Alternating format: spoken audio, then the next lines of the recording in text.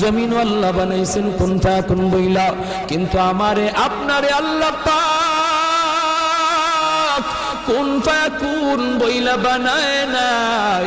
আমাকে আপনাকে যখন আল্লাহ বানাইছে, খালাকতু বিয়াদাইয়া, আল্লাহ বলে আমি আমার নিজের হাত দিয়া বান্দা বান্দিরে বানাইছি। কারণ এই চেহারার মধ্যে এত দামি কপাল, ওই কপাল দিয়া বান্দা আমার কুদরতি কদমে সাজদা দিবে।